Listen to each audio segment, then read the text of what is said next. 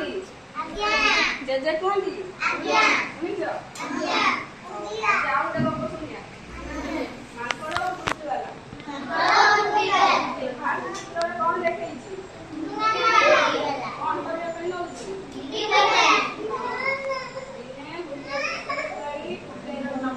ଗାଁକୁ ବୁଲିବାକୁ ଆସିଲା।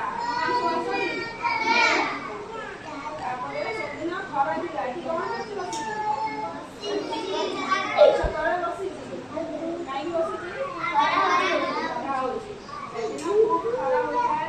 ହାଲିଆ ହୋଇ ସେ ଗଛ ମୂଳରେ ବସି ଥକା ମେଣ୍ଟାଇଲା। ସେଇ ଗଛ ଉପରେ ଜଣେ ମାଙ୍କଡ ବସିଥିଲେ।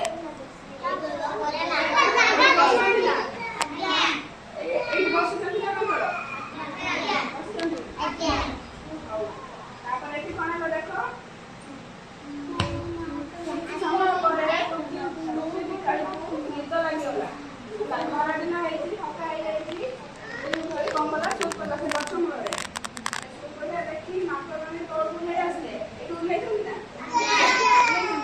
ଓହ୍ଲେଇଲେ। ତାପରେ ଯେତିକି ଟୁପି ଥିଲା ସବୁ ନେଇକି ଗଛ ଉପରକୁ ପଳେଇଲେ। ତାପରେ ଏଠି କଣ ହେଇଛି ଦେଖ? ଏ ଚିତ୍ରରେ କଣ ହେଇଛି? ବିକାଳିଟି ଟୁପି ମାଗୁଛି। ବିକାଳି ଟୁପି ଦେଖିଲା ସେ ଟୁପି ଆଉ ତା ପାଛିଆରେ ନାହିଁ। ଟୋଟାଲ ନାହିଁ, ସବୁ ମାଙ୍କଡ ନେଇଯାଇଛନ୍ତି। ମାଙ୍କଡମାନେ ନେଇଯାଇଛନ୍ତି। ସେ ମାଙ୍କଡମାନଙ୍କୁ ମାଗିଲା, କହିଲା ମୋ ଟୁପି ମୋତେ ଦିଅ। କିନ୍ତୁ ସେମାନେ ଦେଲେ ନାହିଁ।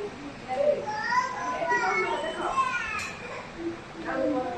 ଏବେ ଟୁପି ବିକାଳି ଗୋଟେ ଉପାୟ ପାଞ୍ଚିଲା। ନିଜ ମୁଣ୍ଡରୁ ଟୁପି ବାହାର କରି ଫୋପାଡ଼ି ଦେଲା। ହେଲା, ନିଜ ମୁଣ୍ଡରେ ଫୋପାଡ଼ି ଦେଲା।